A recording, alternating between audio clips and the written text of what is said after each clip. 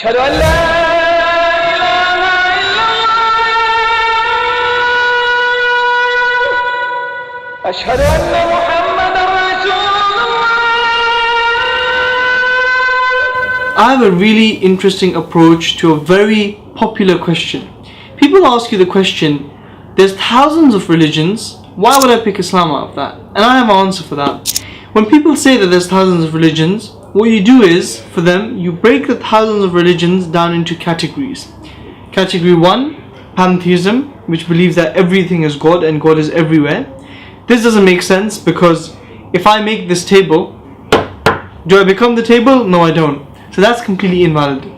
But there's pantheism. The second category is polytheism, and then there's monotheism. Polytheism, we know there can't be many gods. For example, like Hinduism, we know that can't be true because if there was more than one gods, they would argue with each other on how they want the world to happen and where they want the sun to come out from and how they would create the world. And it says in the Quran, and if there were more than one god, there would be destruction. لو كان فيهما آلهة إلا الله لفسدتا فسبحان الله رب العرش عما يصفون. And this is why when you watch Greek mythology in movies, you always see these gods fighting against each other.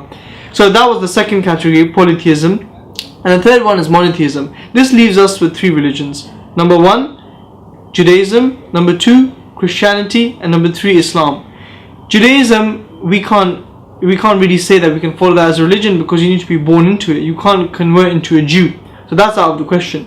Number 2, Christianity. It has the Trinity, which creates a lot of problems, and that kind of renders out monotheism in the first place. I mean, how can Jesus be God, eternal, the Father, and then be the Son, and then the Son prays to the Father and says, it's me, you, and we're the same thing? It doesn't make sense. So we're left with Islam. With Islam, we explain to the person what we believe about Allah, His Messenger, one powerful creator who created the universe, who is nothing like His creation, who is timeless, who is all powerful, intelligent, and you can prove this and you can learn this from the other videos. So this is just a quick thing I wanted to share for a very, very popular question that a lot of us get asked. So you break it down into categories, go through the categories, and you end up with Islam.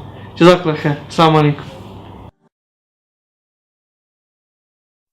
سبحان ربك رب العزة عما يصفون وسلام على المرسلين والحمد لله رب العالمين.